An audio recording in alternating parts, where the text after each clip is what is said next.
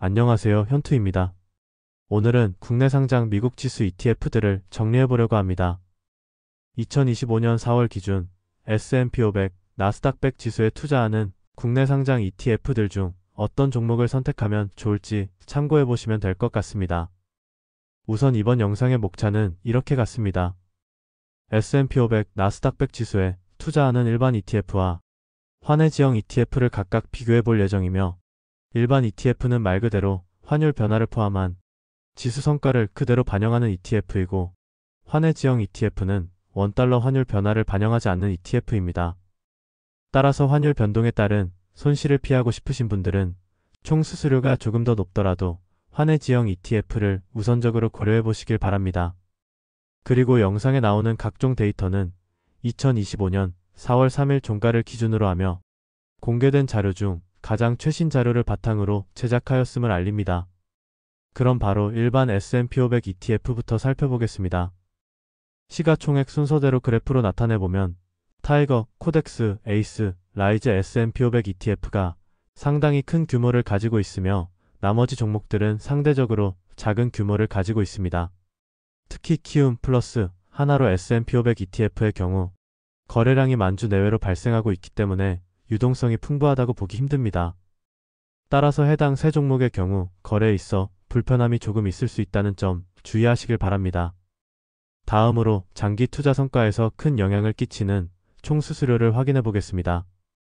여기서 원큐 ETF의 경우 올해 3월 18일에 상장하여 기타 비용, 매매 중개 수수료를 포함한 실비용 데이터가 아직 확인되지 않습니다. 나머지 종목들의 경우 이렇게 표시해둔 ETF들의 수수료가 상당히 높은 편입니다. 시가총액이 큰 종목들은 0.1%에서 0.2%대의 총수수료를 나타내고 있는 반면, 플러스 하나로 ETF의 경우 0.7% 내외를 기록할 만큼 총수수료가 높았습니다. 마지막으로 가장 중요한 과거 성과를 살펴보겠습니다. 해당 수치들은 세전분배금 재투자와 실비용이 모두 반영된 수정기준가를 바탕으로 하는데요. 최근 3년까지의 데이터에 따르면 코덱스 ETF가 가장 우수한 성과를 냈습니다. 국내 상장 ETF들의 경우 총 수수료가 매달 조금씩 변동되기에 가장 확실한 방법은 과거 수익률을 확인해보는 것입니다. 특히 같은 지수를 추종하는 ETF일 경우 현재 실비용이 다른 종목들 대비 상대적으로 많이 높지 않다면 과거 수익률이 우수한 종목을 위주로 선택하는 것이 좋다고 생각하는 편입니다. 따라서 개인적인 의견으로는 현재 시점에서 가장 투자하기 좋은 국내 상장 일반 S&P 500 ETF는 코덱스 상품입니다. 그럼 이제 환해지형 S&P 500 ETF를 살펴보겠습니다. 환해지형의 경우 ETF 이름 끝에 알파벳 대문자로 H가 표시되어 있으며, 시가총액 순서대로 그래프로 나타내보면 코덱스, 타이거 상품이 상당히 큰 규모를 가지고 있으며, 나머지 종목들은 상대적으로 작은 규모를 가지고 있습니다. 특히 플러스, 키움 ETF의 경우 거래량이 10만 주 미만으로 코덱스, 타이거, 라이즈 ETF에 비해 상대적으로 유동성이 부족한 편입니다. 따라서 1000만 원 이상의 큰 금액을 자주 거래할 생각이시라면 해당 ETF들과 같이 거래량이 적은 종목들은 피하시는 게 좋습니다. 다음으로 총 수수료를 확인해보면 코덱스, 타이거, 라이즈에서 출시한 환해지형 S&P 500 ETF는 0.2% 중후반 정도를 나타내고 있지만, 플러스, 키움 ETF의 경우 0.4%에서 0.5%대의 총 수수료를 나타내고 있기에 해당 측면에서도 메리트는 크게 떨어진다고 볼 수 있습니다. 하지만 과거 수익률을 살펴보면 최근 3개월 성과는 라이즈 환해지 S&P 500 ETF가 가장 좋았고, 6개월 1년 성과는 플러스 환해지 S&P 500 ETF가 가장 좋았습니다. 일반 S&P 500 ETF에서 먼저 말씀드린 것 같이 분배금 재투자, 실비용이 모두 반영된 과거 수익률은 상당히 중요한 요소입니다. 하지만 가장 최근 수수료에서 상당히 큰 차이가 발생하고 있기에 현재 시점에서 가장 투자하기 좋은 국내 상장 환해지형 S&P 500 ETF는 타이거 상품이라고 생각합니다. 일단 최근 실비용이 가장 저렴한 수치를 나타내고 있고, 과거 수익률도 플러스 ETF 다음으로 준수한 편이기 때문입니다. 그럼 이번에는 일반 나스닥 100 ETF를 살펴보겠습니다. 일반 나스닥 100 ETF의 경우 국내 주식시장에 총 5가지 상품이 상장되어 있고, 솔 나스닥 100 ETF를 제외하고는 모두 상당히 큰 규모를 가지고 있습니다. 특히 솔 나스닥 100 ETF의 경우 일평균 거래량도 10만 주 미만이기 때문에 상대적으로 유동성은 부족하다고 볼 수 있습니다.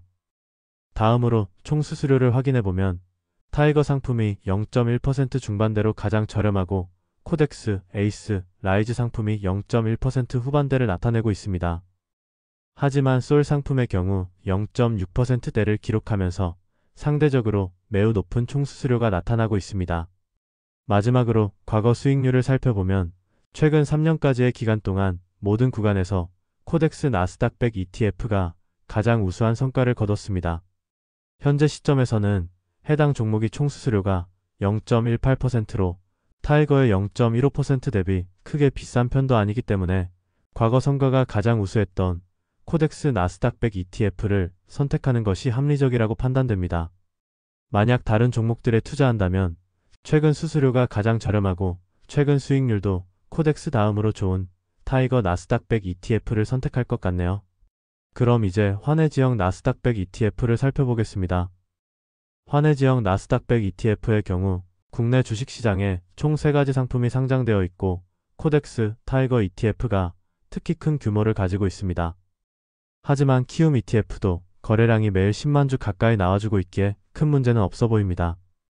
하지만 총 수수료를 확인해보면 코덱스, 타이거 상품의 경우 0.2%에서 0.3% 정도인 반면 키움 상품의 경우 0.5%에 가까운 총수수료를 나타내고 있습니다. 따라서 총수수료에서 상당히 큰 차이가 확인되고 있음을 기억해야 하고 과거 수익률을 살펴보면 최근 6개월, 1년 성과는 키움 환해지역 나스닥 100 ETF가 가장 좋았지만 최근 1개월 성과는 코덱스, 타이거 환해지역 나스닥 100 ETF가 우수했습니다. 장기 성과는 키움 ETF가 좀 더 좋았지만 최근 수수료와 성과는 타이거 ETF가 좀 더 유리하기 때문에 개인적으로는 타이거 환해지역 나스닥 100 ETF가 합리적인 선택이라고 판단됩니다. 이렇게 오늘은 국내 상장 미국 지수 ETF들을 정리해보았습니다. S&P 500, 나스닥 100은 미국의 대표 주가 지수로 오랜 기간 많은 투자자들에게 사랑을 받고 있는데요. 그만큼 장기간 훌륭한 성과를 기록해온 주가 지수들입니다.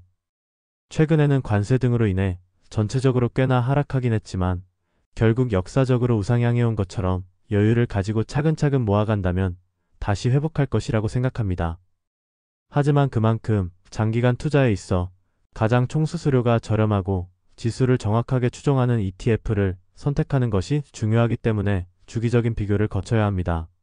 국내 ETF의 경우 실비용과 성과가 매달 조금씩 바뀌기 때문에 항상 가장 좋은 ETF에만 투자하는 것은 현실적으로 힘들지만 최소한 하위권의 ETF들은 피해가는 것이 중요하다고 생각합니다. 그럼 모두들 성공 투자하시길 바라며 다음에는 더욱더 유익한 정보로 찾아뵙도록 노력하겠습니다.